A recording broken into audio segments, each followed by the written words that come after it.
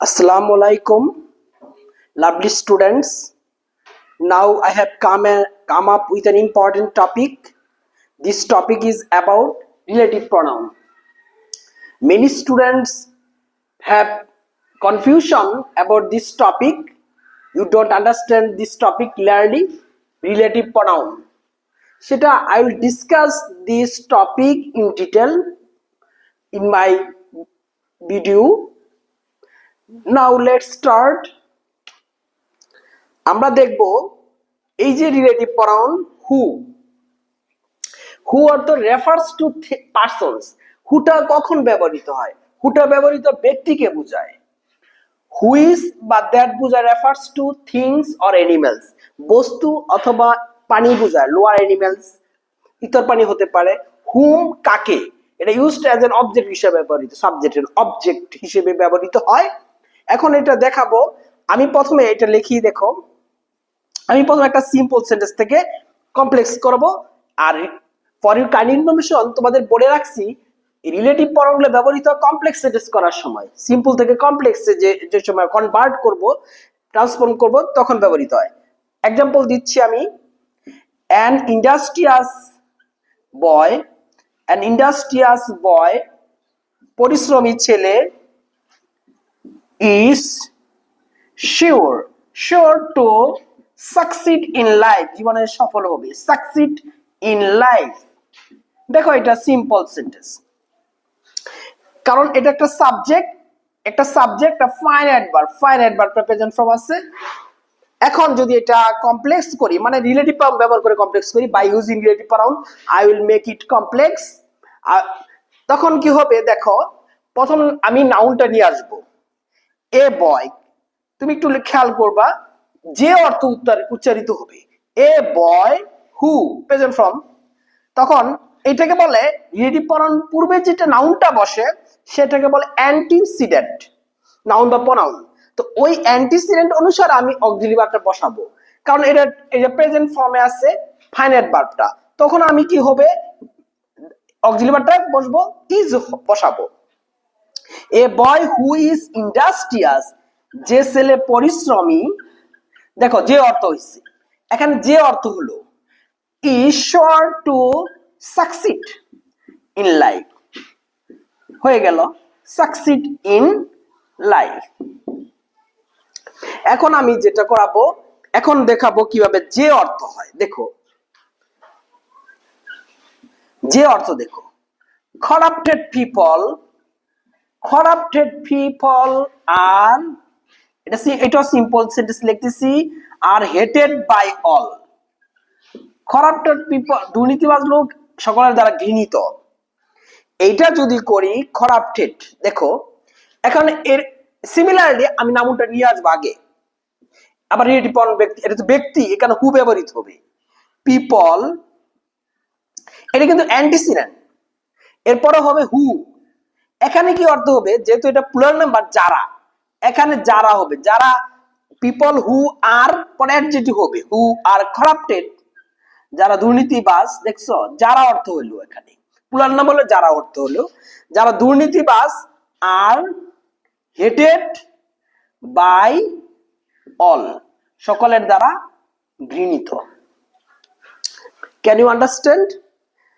তোমরা দেখতে থাকো, পরেরটা আমি আলোচনা করব রিলেটিভ প্রনাউন হুইচটা কিভাবে হয়। দেখো হুইচটা হয় বস্তুর ক্ষেত্রে, আমি বলেছি বস্তু বা ইতর প্রাণী, লোয়ার অ্যানিমেলস, এটার ক্ষেত্রে হয়। দেখো এরকম হতে পারে, আমি একটা লিখলাম আই স এ বার্ড, আমি একটা পাখি দেখলাম ফ্লাইং অ্যাক্রস দ্য স্কাই, আকাশে উঠতেছে। দেখো ফ্লাইং অ্যাক্রস দ্য স্কাই, তখন এটা সিম্পল সেন্টেন্স, তোমরা সোজা বুঝতে পারো, আর you can easily identify it, কারণ because it has subject and finite verb আছে, পাস্ট ফর্মে আছে। এখন যদি এটা কমপ্লেক্স করি, দেখো রিলেটিভ প্রনাউন ব্যবহার করে কমপ্লেক্স করলে আই স, একটা ক্লজ, এখন প্রিন্সিপাল ক্লজ বানাবো। আই স এ বার্ড, আমি একটা পাখি দেখেছিলাম, হুইচ, এখানে হুইচ যা উঠতেছিল, যে যা অর্থ হইছে, দেখেছো যা অর্থ হইব which was flying across the sky. আকাশে উঠতে ছিল। আমি তোমাদের বলেছি বস্তুর ক্ষেত্রে বা ইতর প্রাণীর ক্ষেত্রে হুইচ ব্যবহৃত হবে।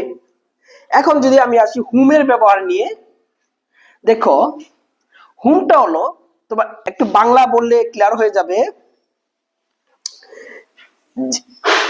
যে লোকটিকে, একটু হুমটা বাংলাটা লিখলে ক্লিয়ার হয়ে যাবে। যে লোকটিকে তুমি চেনো তিনি একজন ডক্টর, তিনি একজন ডাক্তার, এরকম হতে পারে। বা যে লোকটিকে, এখন প্রথম হবে সাবজেক্ট, যে লোকটিকে, দ্য ম্যান, প্রথম হবে সাবজেক্ট, দ্য ম্যান হুম, হুম অর্থ কাকে ব্যবহৃত হবে, অর্থ রিলেটিভ ফর্ম। এই যে এটা অ্যান্টিসিডেন্ট, এটা পরে হুম, হু অর্থ কি যে বা যারা, কিন্তু হুম অর্থ কি কাকে বলেছি। হুম সাবজেক্ট অবজেক্ট হিসেবে ব্যবহৃত হবে, এটা অবজেক্ট হিসেবে গেছে। দ্য ম্যান হুম, যাকে তুমি চেনো, the man whom you know is a doctor, তিনি একজন ডাক্তার। আরেকটা এক্সাম্পল দেই, যে লোকটির সাথে তুমি কথা বলছো সে আমার চাচাতো ভাই। যে লোকটির সাথে, যে লোকটি না দিলে অন্যরকম হতে পারে একটু। এখন আরেকটা এক্সাম্পল দিতে পারি এরকম, দা বয়, এভাবে আসতে পারে, এভাবে না এইভাবে দিলে আরো অন্যরকম হতে পারে। দা বয়, যে ছেলেটিকে, হুম ইউ হেল্পড, যে ছেলেটিকে তুমি সাহায্য করেছিলে, hmm you helped, is an orphan, সে এতিম ছেলে। হুম, তাহলে হুম এখানে কি অর্থ হলো, সে এতিম ছেলে। হুম অর্থ কি যাকে, যে ছেলেটিকে, যাকে, যে ছেলেটিকে তুমি সাহায্য করেছিলে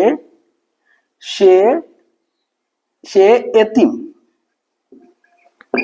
এখন সবসময় মনে রাখবে রিলেটিভ পরে যেটা অ্যান্টিসিডেন্ট থাকবে, এটা অ্যান্টিসিডেন্ট থাকতে হবে, সব জায়গায় অ্যান্টিসিডেন্ট অনুসারে অক্সিলারি ভার্বটা বসবে। এখন তোমার যদি if you like my video, I request you follow it and comment, please comment. If you please make your valuable comment, then I will be inspired to make a lot of videos.